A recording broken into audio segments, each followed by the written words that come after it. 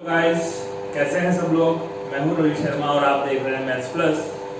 Exercise 9.1 का question number 9 हम देख रहे हैं। तीन बिंदुओं के निर्देशांक आपको दे रखे हैं और कहा गया है कि सिद्ध कीजिए कि ये तीनों बिंदुओं से बनने वाला त्रिभुज जो है वो एक समबाहु त्रिभुज होता है। तो समबाहु त्रिभुज का मतलब होता है ऐसा त्रिभुज जिसकी तीनों भुजाएं समान हो, तीनों भुजाओं की लंबाई समान हो। तो तीनों बिंदुओं को मैंने क्रमशः ए, बी और सी नाम दे दिया है। तो आपको ये सिद्ध करना है कि जो एबीसी त्रिभुज है वो समबाहु त्रिभुज है, अर्थात एबी, बीसी और एसी, एबी, बीसी और एसी की जो लंबाई है वो तीनों दूरियां बराबर हैं। तो सबसे पहले दूरी सूत्र का उपयोग करके हम तीनों दूरियां निकाल लेते हैं। एबी ज्ञात करने के लिए फॉर्मूला लगाएंगे अंडर रूट x2 - x1 का स्क्वायर प्लस y2 - y1 का स्क्वायर। x2 - x1 करेंगे तो माइनस ए का होल स्क्वायर प्लस माइनस ए फिर माइनस ए और माइनस ए हो जाएगा माइनस का 2a स्क्वायर करेंगे तो माइनस का तो बन जाएगा प्लस 2 का स्क्वायर 4 और a का a स्क्वायर। तो ये हो जाएगा 4a square plus 4a square, 4 और 4 8a स्क्वायर हो जाएगा, under root 8a square. Under root 8 को हम फ्रैक्शनाइज कर देंगे, ये बन जाएगा 4 गुना 2 और गुना में है a स्क्वायर। 4 और a स्क्वायर से रूट से बाहर आएगा तो ये बनेगा 2 रूट 2 और a स्क्वायर का वर्गमूल लेंगे तो a। तो सबसे पहली जो दूरी है AB उसका मान आ गया आपके पास 2 अंडर रूट 2a, इसको नाम दे दिया समीकरण नंबर 1। उसके बाद में दूसरी दूरी हम निकालेंगे BC। BC की दूरी निकालने के लिए भी सेम ही फॉर्मूला अप्लाई करेंगे, x2 minus x1 under root 3a minus a minus root 3a। ध्यान से देखिए बच्चों, माइनस अंडर रूट 3a ये हो गया x2 माइनस x1 की वैल्यू है माइनस a तो ये माइनस माइनस हो जाएगा प्लस और whole square plus under root 3a y2 minus y1 तो ये माइनस माइनस फिर से प्लस और होल स्क्वायर। अब इसका होल स्क्वायर हम ओपन करेंगे a माइनस बी के होल स्क्वायर से और इसका होल स्क्वायर ओपन होगा a प्लस बी का होल स्क्वायर। तो फॉर्मूला मैं साइड में लिख देता हूँ, a माइनस बी का होल स्क्वायर कितना होता है हम सब जानते हैं, a square minus 2ab plus b square. तो यहाँ मैं इसको a और इसको b मान लेता हूँ, आप इसको पलट के भी लिख सकते हैं, a स्क्वायर माइनस 2ab तो अंडर रूट 3 गुना a और a जो है वो a स्क्वायर हो जाएगा और plus b square under root 3a का होल स्क्वायर तो ये हो जाएगा 3a स्क्वायर प्लस ये वाला होल स्क्वायर जो ओपन होगा अंडर रूट 3a का होल स्क्वायर होगा 3a square plus 2ab 2 under root 3 गुना a ये हो गया a स्क्वायर और प्लस b स्क्वायर की वैल्यू a स्क्वायर।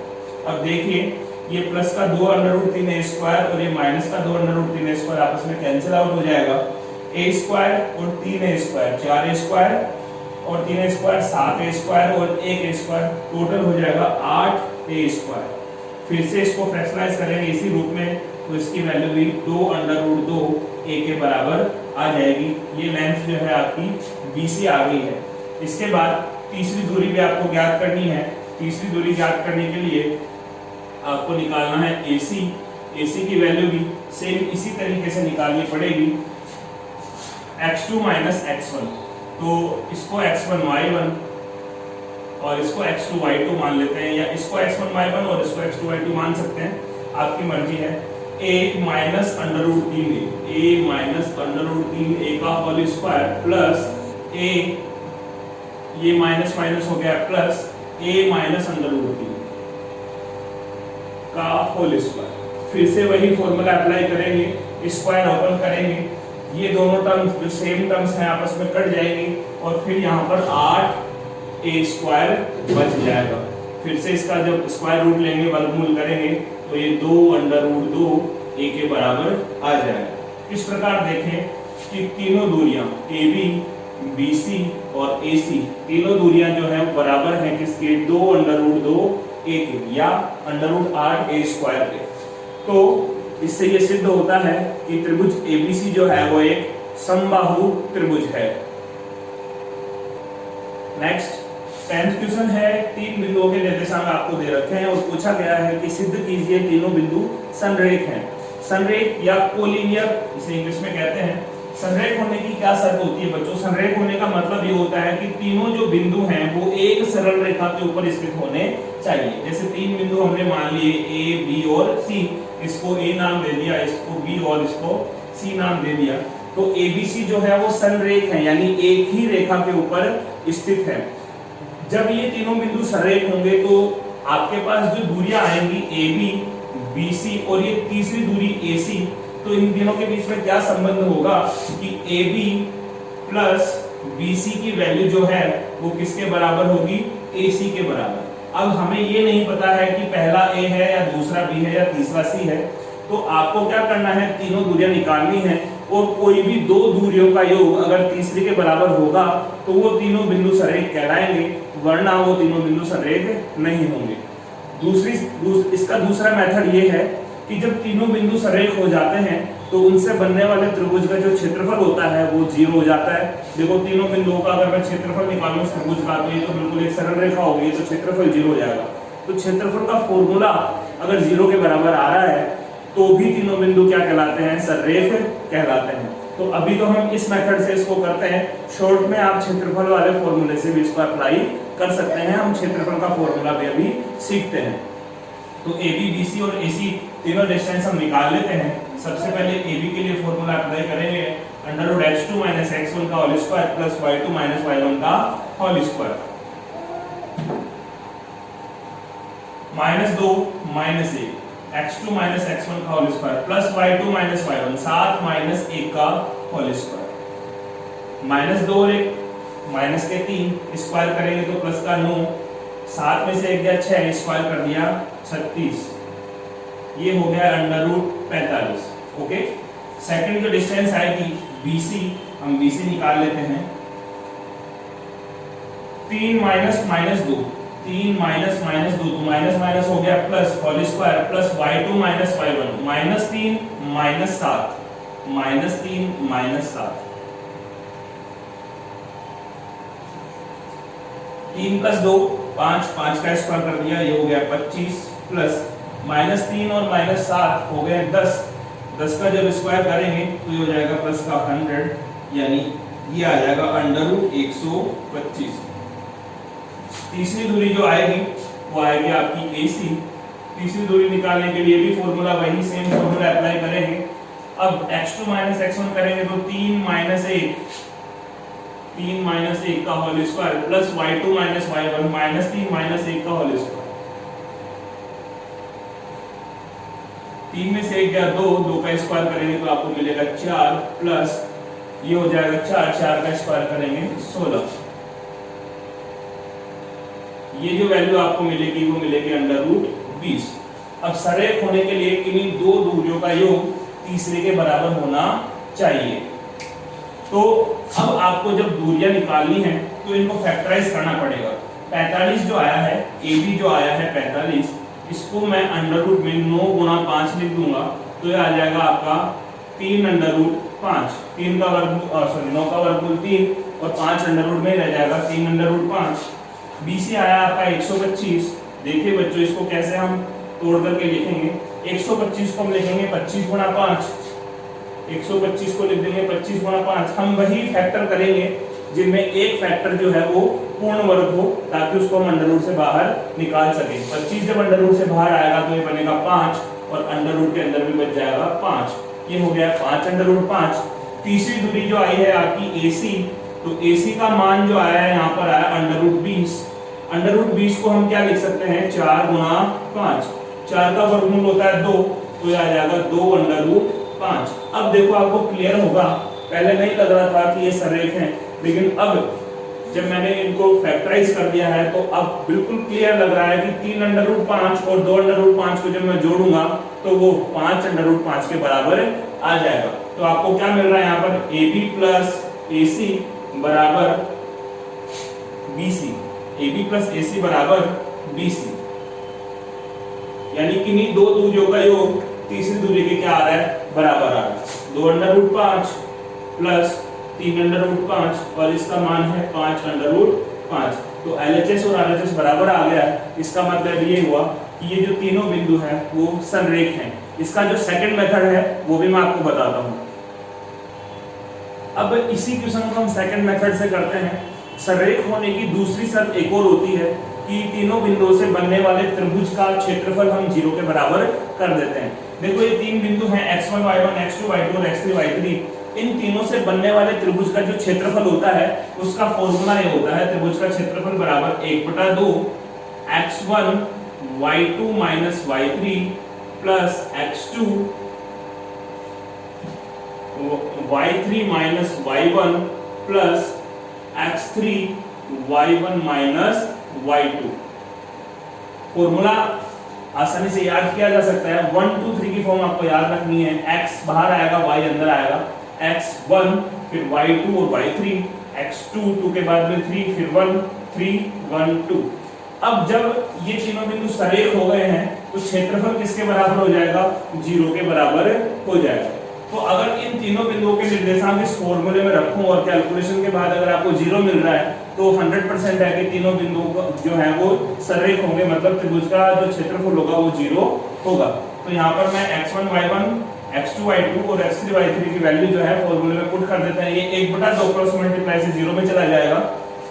x1 की जगह रखा है हमने 1, y2 minus y3, y2 minus y3। देखिए बच्चों y2 की वैल्यू है 7 माइनस y3 की वैल्यू है -3, तो माइनस माइनस हो गया है प्लस, प्लस x2 की वैल्यू है -2, y3 minus y1, y3 की वैल्यू है -3 माइनस y1 की वैल्यू है 1 प्लस x3 की वैल्यू है 3, y1 minus y2 1 minus 7। इसकी वैल्यू किसके बराबर आनी चाहिए? 0 के बराबर आनी चाहिए। अगर ऐसा आता है तो तीनों बिंदु क्या कहलाएंगे? आपके संरेख कहलाएंगे। 7 और 3 10, 10 एकम किया 10। ये माइनस का 3 और 1 4, माइनस माइनस गुणा में प्लस, 4 दूना 8 प्लस ये बच जाएगा आपका माइनस का 6 तिया 18, तो ये बच जाएंगे माइनस के 18। 10 और 8 प्लस के 18 और ये माइनस के 18 में से 18 गए 0। त्रिभुज का क्षेत्रफल है 0। इसका मतलब हुआ कि ये तीनों बिंदुओं से जो बनने वाला त्रिभुज है वो संरेख होगा, यानी तीनों जो बिंदु हैं वो एक ही लाइन में आएंगे, तभी इस त्रिभुज का क्षेत्रफल 0 पॉसिबल है। तो सेकंड मेथड बड़ा इजी है और इसके माध्यम से एक और क्वेश्चन बनता है। जैसे मान लो आपको यहाँ कोऑर्डिनेट की जगह k दे दिया है और कह दिया है कि ये संरेख है, k का मान ज्ञात कीजिए, तो बड़ी आसानी से ये फॉर्मूला लगाकर आप k का मान भी ज्ञात कर सकते हैं। नेक्स्ट 11th क्वेश्चन है। क्वेश्चन मैं रीड कर देता हूं आपके सामने कि x अक्ष पर वह बिंदु ज्ञात कीजिए, x अक्ष पर वह बिंदु ज्ञात कीजिए जो इन दोनों बिंदुओं से समदूरस्थ है। समदूरस्थ एक नया वर्ड आया है आपके पास, समदूरस्थ। तो नाम से आप समझ रहे होंगे ऐसा बिंदु जो उन बिंदुओं से समान दूरी पर स्थित है। तो x अक्ष पर एक बिंदु के निर्देशांक हम मान लेंगे जो कि इन दोनों बिंदुओं से समान दूरी पर स्थित है। अब विशेष बात यह है कि x अक्ष पर आप कहीं भी जब बिंदु मानेंगे तो y निर्देशांक जो है हमेशा 0 होगा। x अक्ष का समीकरण भी मैंने बताया था, y बराबर 0। तो x निर्देशांक को हमने x मान लिया है और x अक्ष पर स्थित बिंदु का y जो कोऑर्डिनेट है वो हमेशा 0 होगा। तो जो हमने बिंदु माना है उसके निर्देशांक जो है वो हम मान लेंगे x, 0, क्योंकि ये x अक्ष पे स्थित है। अगर ये y अक्ष पे बोलता तो y अक्ष पे x निर्देशांक क्या हो जाता? 0, और y को हम मान लेते स्मॉल y। इस प्रकार से दो क्वेश्चन दे रखे हैं जिसमें एक में बिंदु x अक्ष पे स्थित है और एक में बिंदु y पर स्थित है। दोनों की जो सॉल्व करने का तरीका है वो बिल्कुल सेम रहेगा। अब आपको क्या करना है, आपको क्वेश्चन में गिवन है कि ये जो a और b बिंदु है इस p बिंदु से समान दूरी पर स्थित है। इसका मतलब ये है कि pa बराबर क्या होगा? pb होगा।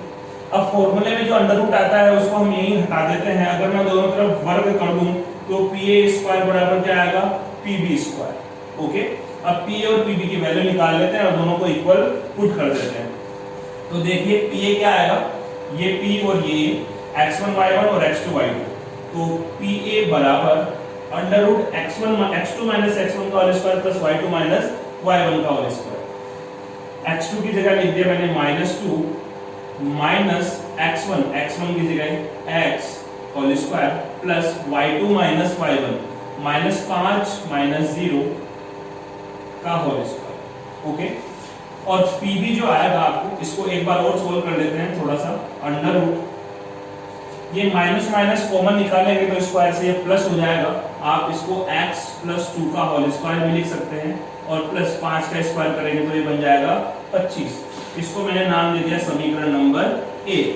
पीबी निकालने के लिए सेम यही फॉर्मूला अप्लाई करेंगे। PB x2 minus x1 2 minus x का whole square plus y2 minus y1 3 minus 0 minus 0 का होल स्क्वायर करेंगे तो ये प्लस में कितना आ जाएगा, मैं डायरेक्टली लिख देता हूँ 3 माइनस 0 3, और स्क्वायर करेंगे तो प्लस का 9। इसको मैंने नाम दे दिया समीकरण नंबर 2।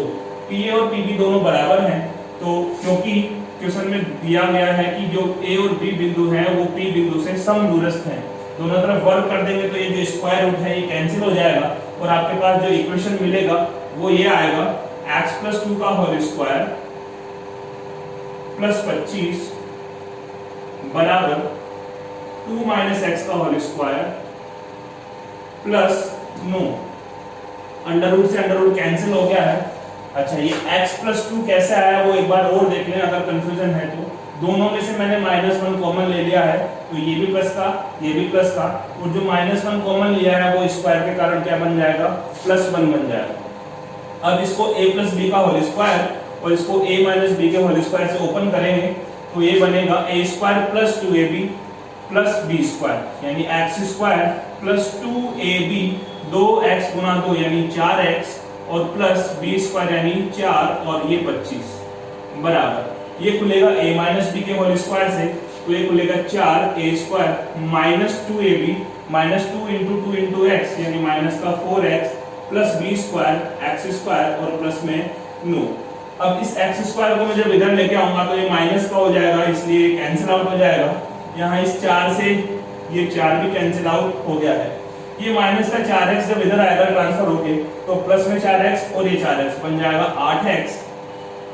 इधर है 9, इस 25 को मैंने उधर ट्रांसफर किया तो ये चला गया है माइनस में। 9 माइनस 25 करेंगे तो 8x बराबर आ जाएगा माइनस के 16। 8 से डिवाइड लगाएंगे तो x की वैल्यू कितनी आ जाएगी बच्चों, माइनस का 16 बटे 8 मीन्स माइनस का 2। तो x की वैल्यू कितनी आ गई है, -2। तो वो बिंदु के निर्देशांक कितने होंगे, -2, 0। इसका मतलब ये हुआ कि x अक्ष पर स्थित उस बिंदु के निर्देशांक जो a और b से समदूरस्थ है उसके निर्देशांक होंगे -2, 0, क्योंकि y निर्देशांक तो ऑलरेडी हमें पता है 0। तो ये जो है आपका फाइनल आंसर होगा। सेम इसी टाइप से नेक्स्ट क्वेश्चन है जिसमें बिंदु y निर्देशांक पे स्थित है, y अक्ष पे स्थित है, तो उसके निर्देशांक हम 0, y मानेंगे और सेम यही कैलकुलेशन करेंगे। स्क्वायर रूट से स्क्वायर रूट कैंसिल आउट हो जाएगा और लास्ट में आपको y की वैल्यू मिल जाएगी। Thank you.